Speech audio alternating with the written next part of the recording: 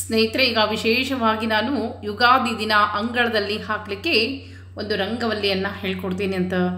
ಆ ರಂಗವಲ್ಲಿ ನಿಮ್ಮ ಮನೆಗೆ ಭಾಗ್ಯವನ್ನು ತಂದು ಕೊಡ್ತದೆ ಅಂತ ಹೇಳ್ತಾ, ಈ ರಂಗವಲ್ಲಿಯನ್ನು ಯಾಕೆ ಹಾಕಬೇಕು, ಹೇಗೆ ಹಾಕಬೇಕು ಪೂರ್ಣ ವಿವರವಾಗಿ ತಿಳಿಸ್ಕೊಡ್ತಾ ಹೋಗ್ತೇನೆ. ಚೈತ್ರ ಮಾಸದ ಶುಕ್ಲ ಪಕ್ಷದ ಪ್ರತಿಪದ ದಿವಸದಂದು ಈ ಜಗತ್ತನ್ನು ಭಗವಂತ ಸೃಷ್ಟಿಯನ್ನು ಮಾಡಿದಂತೆ. ಸೃಷ್ಟಿ ಪ್ರಾರಂಭದ ದಿನವನ್ನು ಯುಗಾದಿ ಅಂದರೆ ಆದಿ ಅಂತಂದರೆ ಶುರುವಾಗೋದು. ಅದಕ್ಕಾಗಿ ನಿಮ್ಮೆಲ್ಲರ ಕಷ್ಟಗಳೆಲ್ಲವೂ ಕಳೆದು ನಾಳೆ ಹೊಸ ಯುಗಾದಿಯಿಂದ ಹೊಸ ವರ್ಷ ಪ್ರಾರಂಭ ಆಗ್ತದೆ, ಹೊಸ ಸಂವತ್ಸರ ಪ್ರಾರಂಭ ಆಗ್ತದೆ. ಕಷ್ಟಗಳೆಲ್ಲವೂ ಕಳೆದು ಒಳ್ಳೆಯ ದಿನಗಳು ಪ್ರಾರಂಭ ಆಗಲಿ ಅಂತ ಹೇಳ್ತಾ, ಲಕ್ಷ್ಮೀ ಮಂಗಳಾಷ್ಟಕವನ್ನು ಹೇಳ್ತಾ ಈ ರಂಗವಲ್ಲಿಯನ್ನು ಹೆಂಗೆ ಹಾಕೋದು ಅಂತ ತೋರಿಸ್ಕೊಡ್ತೀನಿ. ಎಲ್ಲರಿಗೂ ಈ ವರ್ಷ ಧನ ಧಾನ್ಯ ಸಮೃದ್ಧಿ ಆಗಲಿ, ಆರೋಗ್ಯ ಭಾಗ್ಯ ಸಿಗಲಿ, ಎಲ್ಲರೂ ಸುಖದಿಂದ ಬಾಳುವಂತೆ ಭಗವಂತನಲ್ಲಿ ಅನನ್ಯವಾಗಿ ಪ್ರಾರ್ಥನೆಯನ್ನು ಮಾಡ್ತಾ ಈ ವಿಶೇಷವಾದ ರಂಗೋಲಿಯನ್ನು ತಿಳಿಸ್ಕೊಡ್ತಾ ಹೋಗ್ತೀನಿ. ಬರ್ರಿ ಹೆಂಗೆ ಹಾಕೋದು ತೋರಿಸ್ತೀನಿ. ಬಹಳಷ್ಟು ಸರಳದ ಅಂಗಳದಲ್ಲಿ ಆ ದಿನ ಕಸವನ್ನು ಹುಡುಗಿ ಸ್ವಚ್ಛವಾಗಿ ಉಡಿಸಿ ಒರೆಸಿ ಈ ರಂಗವಲ್ಲಿಯನ್ನು ಹಾಕ್ರಿ. ಬರ್ರಿ ಹೆಂಗೆ ಹಾಕೋದು ಅಂತ ತೋರಿಸ್ಕೊಡ್ತೀನಿ. ಈ ರೀತಿಯಾಗಿ 16 ಗೆರೆಗಳನ್ನು ಹಾಕ್ಕೊಳ್ಬೇಕು. ಒಟ್ಟು ಈ ಒಂದು ಚೌಕದಲ್ಲಿ 16 ಗೆರೆಗಳು ಬರಬೇಕು. ಒಂದು ಕಡೆ 4 ಬಾಹುದಲ್ಲಿಯೂ 4 ಗೆರೆಗಳು, ಒಟ್ಟು 16 ಗೆರೆಗಳನ್ನು ಈ ರೀತಿಯಾಗಿ ಹಾಕ್ಕೊಳ್ಬೇಕು.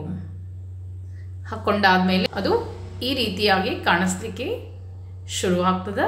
ಮುಂದೆ ಈ ರೀತಿ ಒಟ್ಟು 16 ಗೆರೆಗಳು, ಚೌಕಾಕಾರದಲ್ಲಿ 16 ಗೆರೆಗಳು ಬರ್ತದೆ.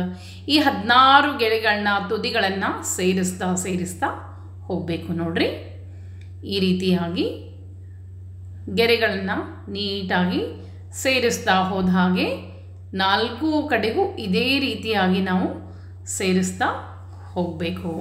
ಎಲ್ಲವನ್ನ ಸೇರಿಸಿದಾಗ ಈ ರೀತಿ ಕಾಣಿಸ್ಲಿಕ್ಕೆ ಹತ್ತದ. ಈಗ ಮಹಾಲಕ್ಷ್ಮಿ ಸ್ಮರಣೆಯನ್ನು ಮಾಡ್ತಾ 4 ಕಮಲಗಳನ್ನು ಹಾಕೊಳ್ಬೇಕು.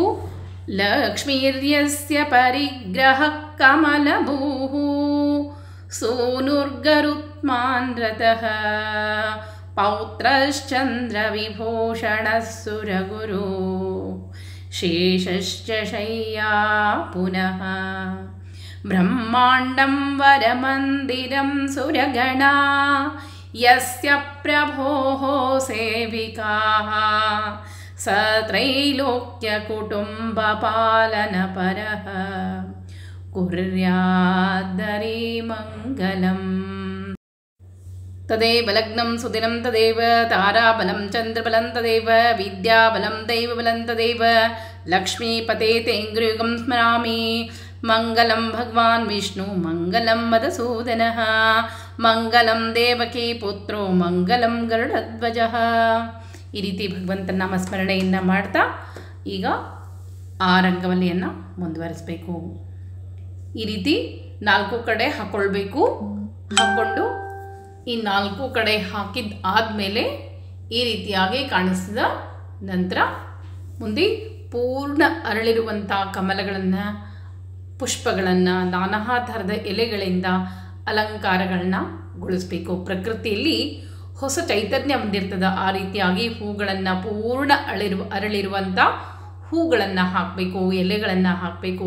ಸೃಷ್ಟಿಯಲ್ಲಿ ಸಿಗುವಂಥ ಎಲ್ಲ ರೀತಿಯ ನಾನಾ ಥರದ ಕುಸುರಿನ ರಂಗೋಲಿಯನ್ನು ಆ ದಿನ ಮನೆ ಬಾಗಿಲಲ್ಲಿ ಹಾಕಬೇಕಾಗ್ತದೆ. ಈ ರೀತಿ ಹಾಕ್ಕೊಂಡು ಅಲ್ಲಿ ಕೂಡ ಇದೇ ರೀತಿ ಕಮಲಗಳನ್ನು ಹಾಕಬೇಕು. ಈ ರೀತಿ ಎಲ್ಲ ಕಡೆಗೂ ಹಾಕಿದ್ಮೇಲೆ 4 ಕಡೆ ಹಾಕಿದ ಮೇಲೂ ನೋಡ್ರಿ, ಈ ರೀತಿ ಪೂರ್ಣ 4 ಕಡೆ ಹಾಕಿದ ಮೇಲೆ ಈಗ ಮಧ್ಯದಲ್ಲಿ ಒಂದು ನವಿಲುಗರೆಯಂತೆ ಮಾಡಬೇಕು. ಅದಕ್ಕೆ ವಸುದೇವಸುತಂ ದೇವಂ ಕಂಸಚಾಣೂರಮರ್ಧನಂ ದೇವಕೀ ಪರಮಾನಂದಂ ಕೃಷ್ಣಂ ವಂದೇ ಜಗದ್ಗುರುಂ ಅತಸಿ ಪುಷ್ಪಸಂಕಾಶಂ ಹಾರನೂಪುರಶೋಭಿತಂ ರತ್ನಕಂಕಣಕೇಯೂರಂ ಕೃಷ್ಣಂ ವಂದೇ ಜಗದ್ಗುರುಂ ಕುಟಿಲಾಲಕಸಂಯುಕ್ತಂ पूर्णचन्द्रनिभाननं विलसत्कुण्डलाधरं कृष्णं वन्दे जगद्गुरुं।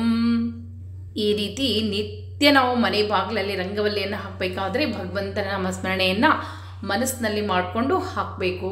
ಈ ಥರ 4 ಕಡೆ ಮಾಡಿದ ಮೇಲೂ ಈಗ ಮಧ್ಯದಲ್ಲಿ ಸೂರ್ಯ ದೇವರ ಸ್ಮರಣೆಯನ್ನು ಮಾಡ್ತಾ ಕೆಂಪು ಬಣ್ಣವನ್ನು ಹಾಕ್ಕೊಳ್ಬೇಕು ಅಥವಾ ಕುಂಕುಮವನ್ನು ಹಾಕ್ಕೊಳ್ಬೇಕು.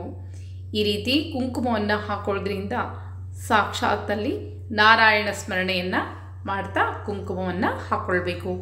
ಈಗ ಮಧ್ಯದಲ್ಲಿ ಮತ್ತೆ ಒಂದು ಕಮಲದಳವನ್ನು ಹಾಕ್ಕೊಳ್ಬೇಕು ಅಥವಾ ಶ್ರೀಕಾರವನ್ನು ಕೂಡ ಹಾಕ್ಬೋದು.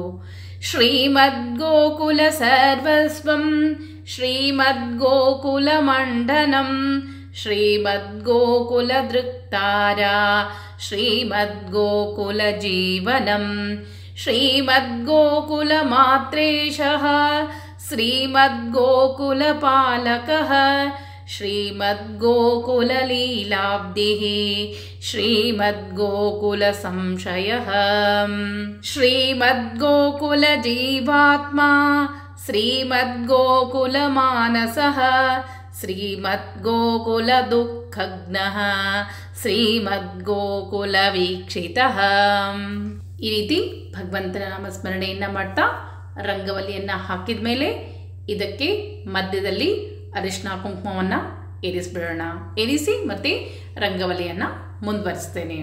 ಬಾರೆ ಭಾಗ್ಯದ ನಿಧಿಯೇ ಕರವೀರ ನಿವಾಸಿನಿ ಸಿರಿಯೇ ಬಾರೆ ಬಾರೆ ಕರವೀರ ನಿವಾಸಿನಿ ಬಾರಿ ಬಾರಿಗೂ ಶುಭ ತೋರೆ ನಮ್ಮನಿಗೆ ಬಾರೆ ಭಾಗ್ಯದ ನಿಧಿಯೇ. ಈ ರೀತಿ ಅರಿಶಿನ ಕುಂಕುಮ ಎಲ್ಲ ಇರಿಸಿದ ಮೇಲೆ ಮತ್ತೆ ನಾವು ಆ ರಂಗವಲ್ಲಿಯನ್ನು ಈ ರೀತಿಯಾಗಿ ಮುಂದುವರಿಸ್ತಾ ಹೋಗಬೇಕು. ಈ ರೀತಿ ಮತ್ತೆ ಎಳೆಗಳನ್ನು ಎಳಿಬೇಕು. ಸುತ್ತಲೂ ಹೂವಿನ ದಳಗಳನ್ನು ಹಾಕ್ತಾ ಭಗವಂತನ ನಾಮಸ್ಮರಣೆಯನ್ನು ಮಾಡ್ತಾ ಈ ರೀತಿ ರಂಗವಲ್ಲಿಗಳನ್ನು ಹಾಕಿದಾಗ ರಂಗನೊಲಿವನು ರಂಗೋಲಿಗೆ ಅಂಥೇಳಿ ಸಾಕ್ಷಾತ್ ಭಗವಂತನೇ ಬಂದು ನಿಂತು ನೋಡ್ತಾನಂತೆ. ಈ ರೀತಿಯಾಗಿ ರಂಗೋಲಿಯನ್ನು ಹಾಕಬೇಕಾದ್ರೆ ನಾವು ಯಾವಾಗಲೂ ನಿತ್ಯವಾಗಿ ಯಾವುದೋ ವಿಚಾರ ಮಾಡ್ತಾ ಏನೋ ಕೆಟ್ಟ ವಿಚಾರಗಳನ್ನ ಮಾಡ್ತಾ ಹಾಕಬಾರ್ದು. ನಾವು ಭಗವಂತನ ನಾಮಸ್ಮರಣೆಯನ್ನು ಮಾಡ್ತಾ ಹಾಕಿದಾಗ ನಮ್ಮ ಎಲ್ಲ ಕಷ್ಟಗಳು ಅಲ್ಲಿಗೆ ಮುಗೀತದೆ. ಇನ್ನು ಬರುವಂಥ ಯಾವ ಕಷ್ಟಗಳು ಕೂಡ ಆ ಒಂದು ಶಕ್ತಿಯುತವಾದ ರಂಗೋಲಿಗೆ ಅಲ್ಲಿ ಭಗವಂತನ ನಾಮಸ್ಮರಣೆಯ ಒಂದು ಶಕ್ತಿ ಇರುವಂಥ ರಂಗೋಲಿ ಇರ್ತದೆ ಬಾಗಿಲದೊಳಗೆ, ಅದನ್ನು ದಾಟಿ ಯಾವುದು ದುಷ್ಟಶಕ್ತಿ ನಮ್ಮ ಮನೆ ಒಳಗೆ ಬರಲಿಕ್ಕೆ ಸಾಧ್ಯನೇ ಇಲ್ಲ. ಅದಕ್ಕಾಗಿ ಹೊತ್ತಿಲಲ್ಲಿ ಹಾಕಬೇಕಾದ್ರೆ, ಅಂಗಳದಲ್ಲಿ ರಂಗವಲ್ಲಿನ ಹಾಕಬೇಕಾದ್ರೆ ಭಗವಂತನ ನಾಮಸ್ಮರಣೆಯನ್ನು ನೀವು ಜೋರಾಗಿ ಹೇಳಲಿಕ್ಕೆ ಆಗೋದಿಲ್ಲ, ಮನಸ್ಸಿನಲ್ಲಿಯೇ ಹೇಳ್ತಾ ರಂಗವಲ್ಲಿಯನ್ನು ಹಾಕಬೇಕು.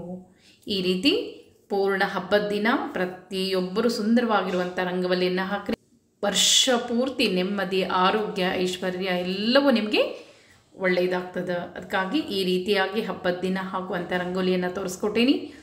ನಿಮ್ಮೆಲ್ಲರಿಗೂ ಇಷ್ಟ ಆಯಿತು ಅಂತ ಅಂದ್ಕೊಳ್ತೀನಿ. ಮತ್ತೆ ಮುಂದಿನ ವಿಡಿಯೋದಲ್ಲಿ ಸಿಗ್ತೀನಿ. ನಮಸ್ಕಾರ.